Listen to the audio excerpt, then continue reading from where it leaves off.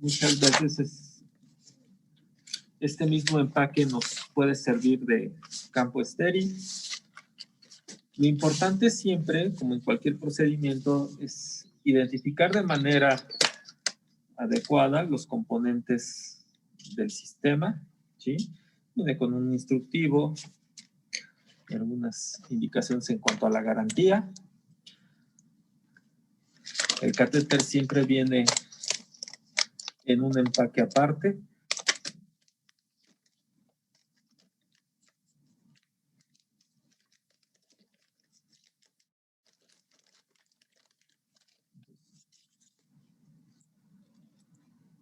Es un catéter de Silastic de 15.5 French. Es importante identificar esta del cojinete, tomando en cuenta la válvula unidireccional como proximal, ¿sí? Del cojinete hacia distal es la parte intrapleural, fenestrada. Entonces, a partir del cojinete todo es dentro del paciente y esta es la porción externa que es la que va a manipular el familiar, el paciente, enfermería, el médico, etc. Tenemos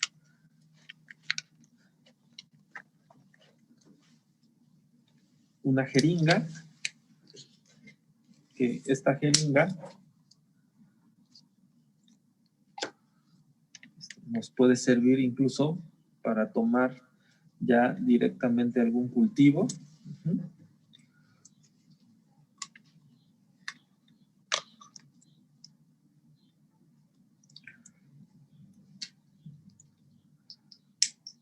Este kit, con lo que no cuenta, es con un anestésico local, que es lo que deberemos de pedir de manera adicional, así como otro set de jeringas adicionales para la infiltración, ¿sí?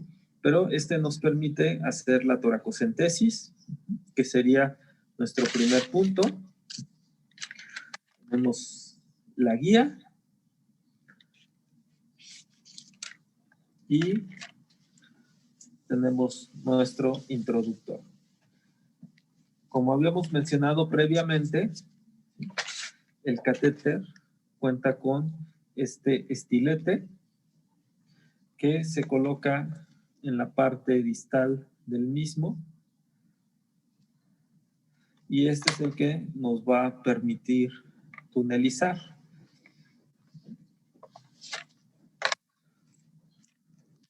El kit también viene con esta línea de conexión que se ha denominado como una línea de transferencia, como los catéteres de diálisis,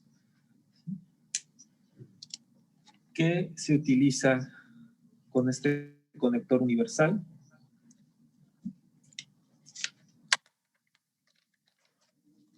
La porción va en la válvula unidireccional, que durante la plática les dije, ¿sí? Que la válvula unidireccional solo hay dos formas de abrir su compuerta. Una es con el conector de la botella de drenaje y la otra es conectando esta línea de transferencia.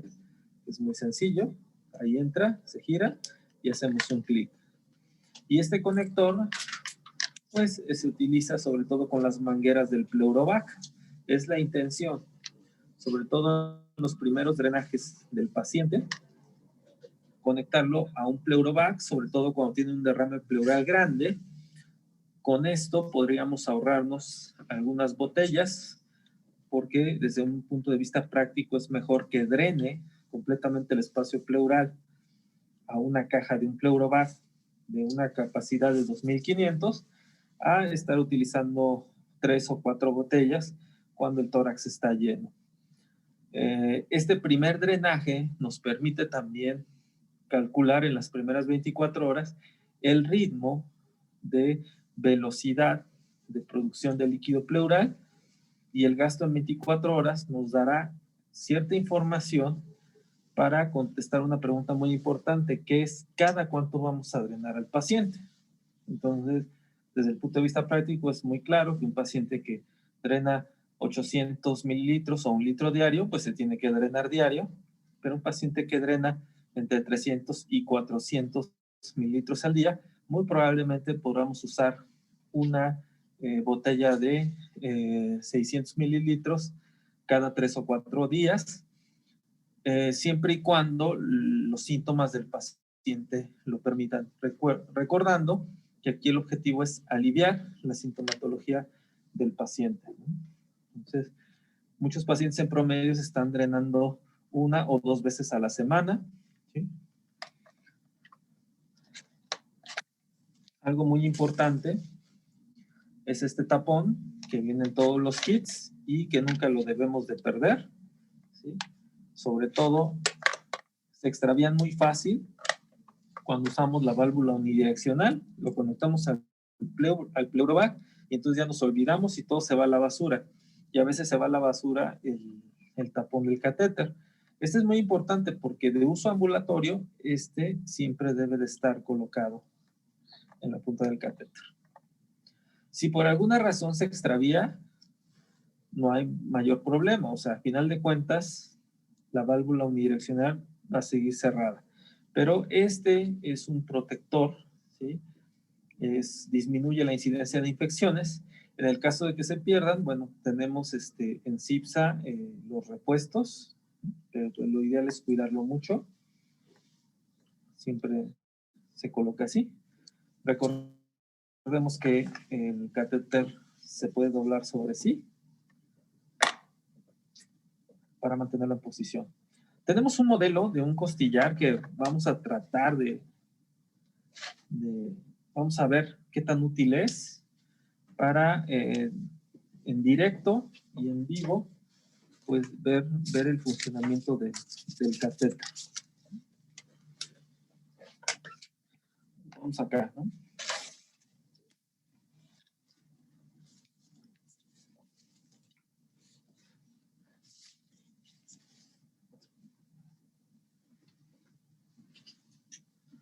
Ok, entonces, aquí me quedó al revés.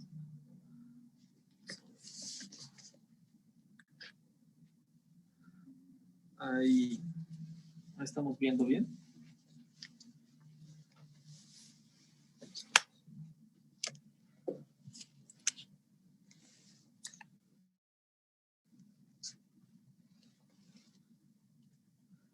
Entonces, mencionamos que siempre es importante seleccionar el espacio intercostal, ¿sí? Donde va a entrar el catéter de drenaje pleural. En general se recomienda que sea una porción más basal, el sexto o séptimo espacio intercostal, ¿sí? Entonces, teóricamente, que fuera a este nivel, ¿sí? Yo aquí siento de este costillar, las dos costillas, ¿sí? Superior e inferior, si fuera así, y aquí está mi espacio intercostal. Esto es importante siempre seleccionar el sitio de entrada del catéter. ¿Okay? De este sitio de entrada al sitio de salida tiene que haber una distancia de 10 centímetros, que es el túnel subcutáneo que se recomienda. Una referencia muy importante que siempre hemos revisado con todos aquí en CIPSA, con el doctor Argote, su servidor, etcétera, tenemos como referencia la cresta ilíaca. Si tuviéramos en cuenta que esta es la cresta ilíaca del paciente, la salida del catéter siempre es anterior. ¿Para qué? Para que el paciente pudiera manipular de manera directa el catéter, ¿sí? También va a ser más fácil para el personal de enfermería o el familiar que auxilia al paciente realizando el drenaje, ya que lo encuentra de manera anterior y de manera directa. En ocasiones, uno de los errores muy frecuentes que hemos visto es que los catéteres salen de manera posterior, ¿sí? Entonces, el paciente a veces se acuesta sobre el catéter o se tiene que estar girando para colocar la curación, e incluso para el personal que está auxiliando al paciente en el procedimiento, es más complicado ya que tiene que girar al mismo paciente. Y recordemos que hay pacientes que tienen poca movilidad. ¿Sí? Entonces, calcularíamos que este es nuestro espacio intercostal, ¿sí? El borde superior de la costilla de abajo, como dicen los cánones.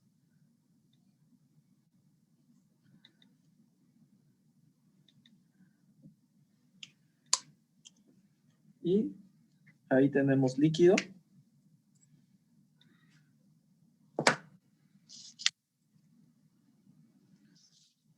Tenemos la guía.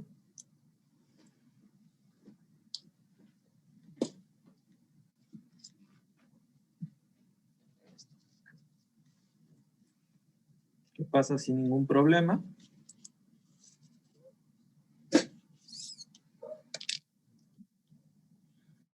Y en este momento podemos retirar nuestra aguja.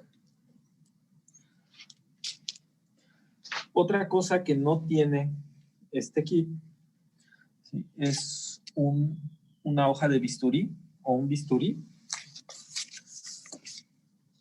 que siempre lo pedimos para en este momento hacer se utiliza un bisturí, de preferencia un bisturí 11, un bisturí 15, porque una incisión en una stab incision, una incisión puntual, es más que suficiente la medida de la entrada del catéter, que son 5 milímetros. Cuidamos de no hacer incisiones más grandes porque los pacientes, sobre todo muy delgados y desnutridos, podemos tener extravasación de líquido a través de una herida muy grande. Entonces, es importante que lo que te dé el bisturí es lo que se recomienda. En el video vamos a meter el introductor. Esperemos que no tengamos mayor dificultad. Aquí el programa. ¿Sí? Que ya entró.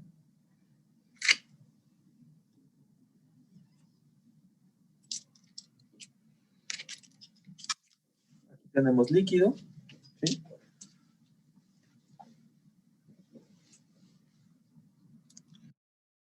Entraría a este nivel. ¿Sí?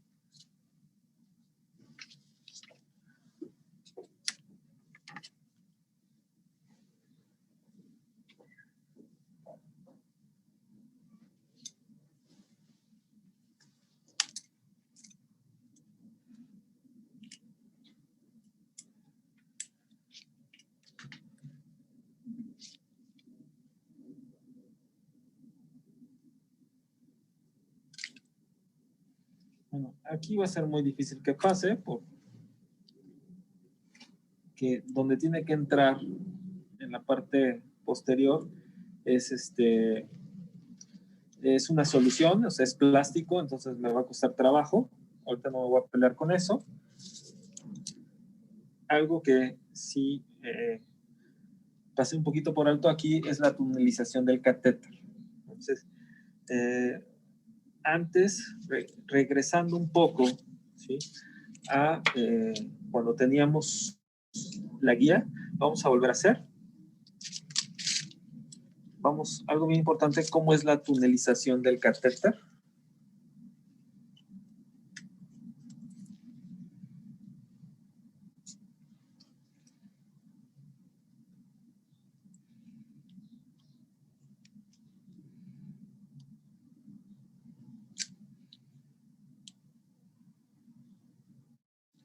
Esto es lo que hacemos de manera inicial, la toracocentesis en el espacio que hemos decidido. Voy a recolocar mi guía.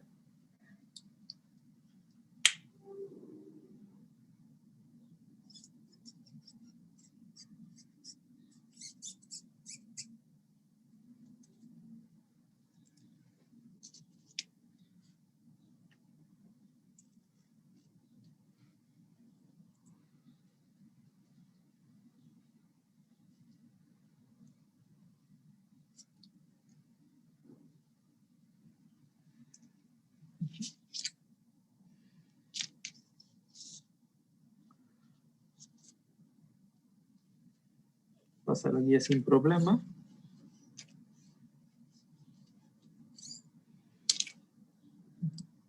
Sacamos la aguja y tenemos ya listo nuestra guía en el espacio intercostal. Este es el paso inicial. Segundo paso sería calcular nuestra distancia de 10 centímetros y hacer nuestra segunda herida, que es una herida puntual. Con el bisturí, 5 milímetros aproximadamente. Y ahora sí, vamos a tunelizar de manera retrógrada nuestro catéter.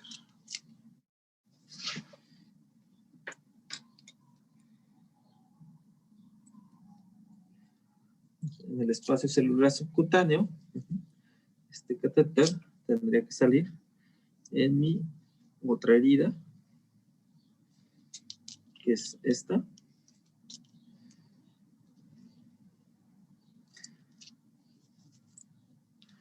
Bueno, aquí me está haciendo muy fácil porque pues, es solo músculo inerte. A veces aquí es donde se pueden atorar un poquito más. Y probablemente de las cuestiones más importantes del catéter, a mí la parte que más se me complicaba era cuando pasaba el cojinete, porque siempre se atora en la piel.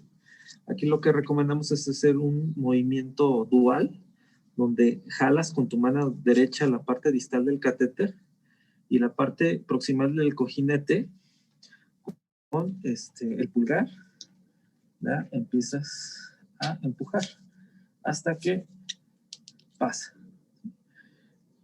En la vida real esto cuesta un poquito más de trabajo, pero al final de cuentas pasa. He visto a muchos operadores que cuando empiezan a batallar amplían la herida, hacen una herida de 1 centímetro, pero después tienen el problema de extravasación de líquido y tienen que regresar a darle un par de puntos al paciente porque les reporta enfermería que está drenando el líquido. ¿Okay? Entonces, ahora sí, aquí era el paso donde una vez que tenemos tunelizado nuestro catéter, ¿sí? Aquí tengo la porción distal, me puedo olvidar ya del estilete.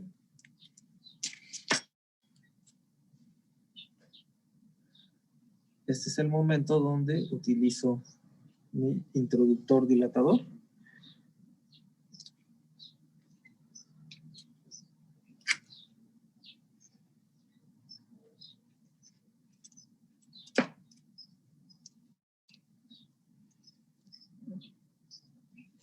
Ahí pasó.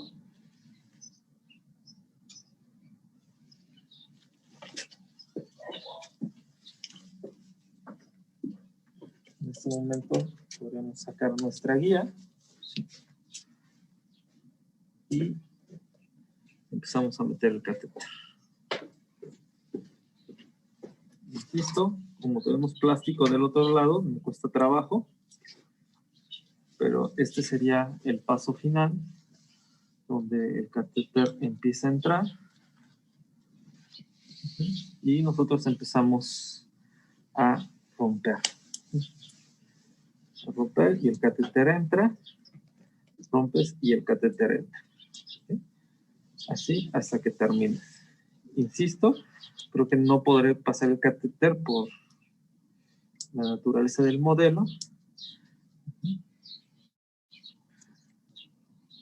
pero es básicamente eso. Teóricamente, si tuviéramos ya dentro del catéter en su totalidad, que ahí la llevo ya. Listo.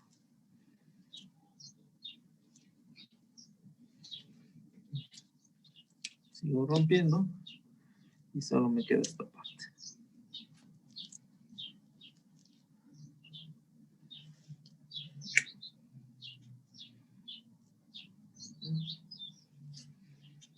Ok, listo.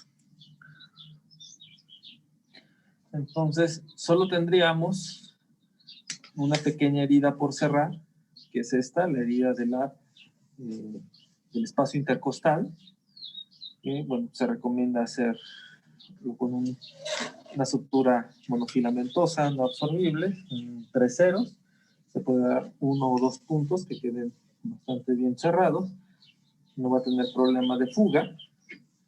Hemos visto problema de fuga cuando se utiliza una herida de una sonda pleural previa. Es decir, el paciente tenía una sonda pleural y se decide colocar un catéter Pleurex.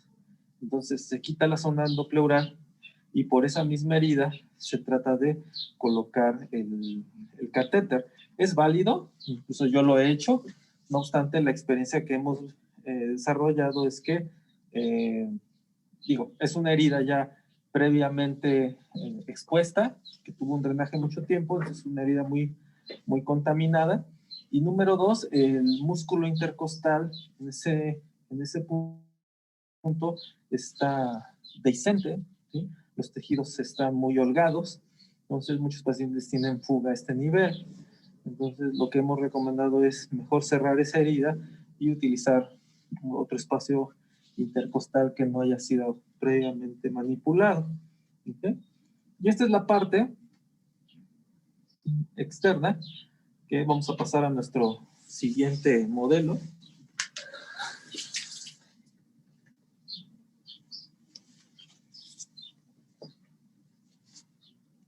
Vamos a quitar esto.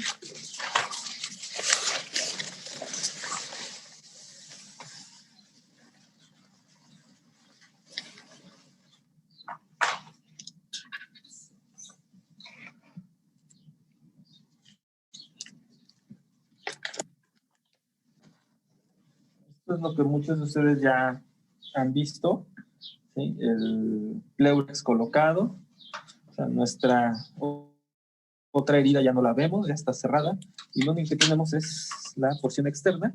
Aquí se alcanza a apreciar el cojinete, justo por debajo del tejido celular subcutáneo, ¿sí? Entonces, recordemos algo muy importante. Vamos a las gasas que tiene aquí.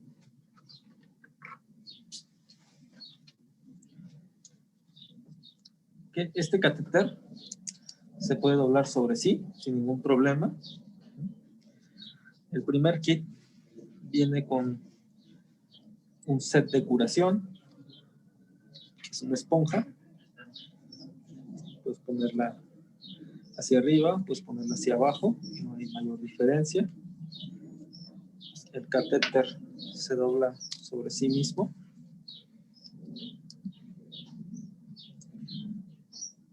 Y ponemos una gasa encima. El kit también trae un adhesivo que nos permite tener ya colocada nuestra curación. Y así es como el paciente se va a ir. Entonces trae una curación por debajo de la ropa. Nadie se da cuenta que tiene el paciente un catéter. Y en el momento que sea necesario realizar un drenaje, pues bueno, lo va a realizar. Lo único que haremos es quitar el adhesivo, ¿sí? Se recomienda tener un set de campos estériles, ¿sí? Un sitio lo más limpio posible, y utilizar guantes estériles, ¿sí? Manipular la curación, retirarla, ¿sí? Tener nuestro campo estéril, evitar movimientos bruscos del catéter, saber que una vez que se quita la curación, el catéter puede dar un movimiento brusco y contaminarse. Okay. A veces la misma curación sirve, es lo que yo he utilizado, ¿sí?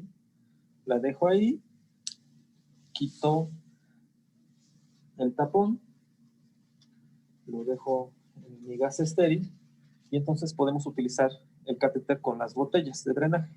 Voy a dejar aquí el catéter. Vamos a usar esta botella, ¿no? ¿Tenemos otra?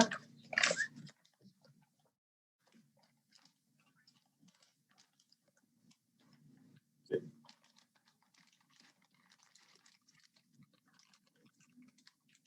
Botellas tenemos de tenemos dos tipos, ¿no? O dos medidas más bien. Es la misma botella, una es de 500 mililitros, que puede aforarse hasta 550, 580, y la otra botella es de 1 litro, hasta 1100, ¿no? Entonces es muy sencillo. Son botellas, es plástico.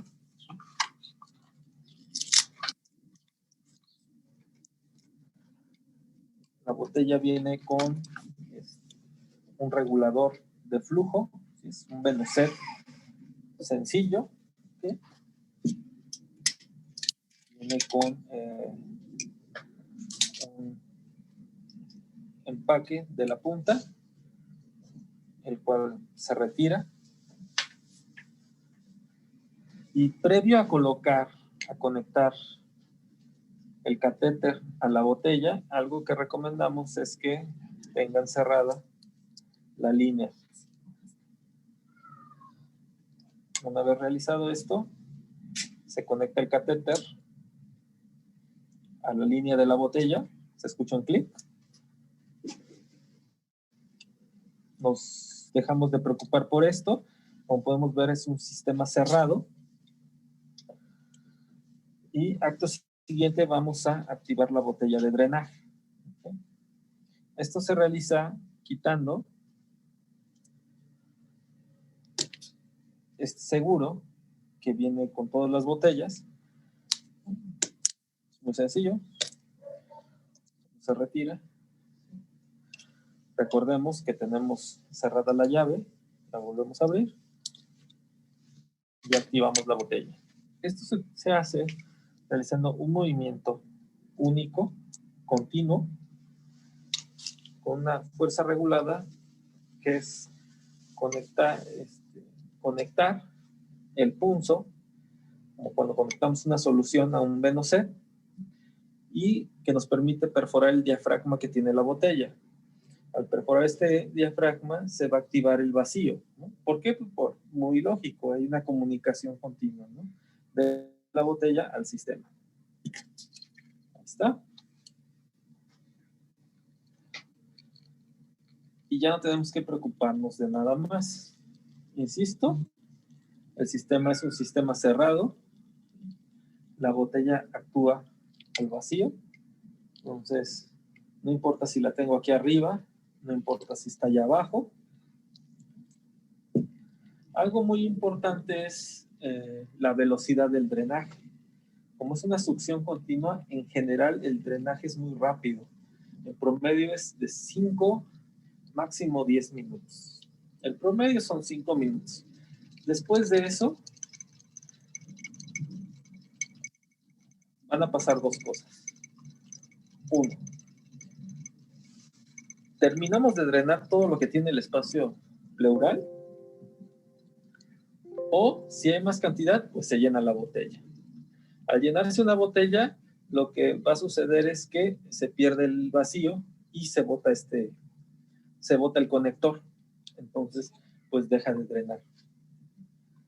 Cuando tenemos menor cantidad de líquido que la capacidad de la botella, pues entonces va a llegar su límite, que puede ser 350 o 400 mililitros, y en ese momento la velocidad del drenado disminuye, es muy evidente. Otro dato que es importante es que el paciente puede presentar dolor porque empieza a actuar la succión de manera directa a la pleura, y cuando ocurre eso, para eso tenemos el regulador, para disminuir la velocidad de la succión. Al paciente le deja de doler, por ejemplo. Algo muy importante es que cuando aparece dolor, prácticamente el paciente ya no tiene líquido. Entonces no vale la pena seguir intentando drenar 10 o 15 mililitros y que el paciente tenga alguna molestia mayor, ¿no? Entonces, yo creo que en ese momento se puede desconectar la botella, no hay más, y hemos terminado nuestro drenaje. Hay algunos pacientes que nos llaman porque dejan la botella 1 hora conectada, 2 horas, porque pues a veces no les explicamos bien y ellos piensan que durante el día puede estar saliendo más líquido.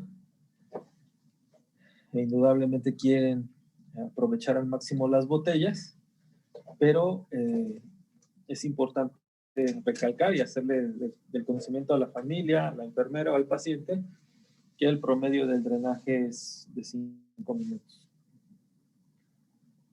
Vamos a dejarlo drenar.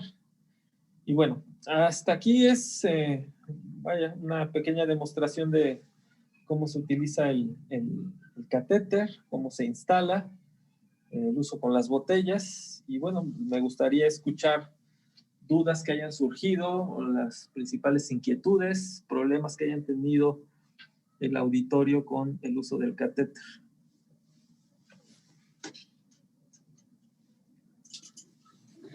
Muchas gracias, doctor. La verdad es que es bien interesante y ver en vivo pues la manera en que lo está conectando.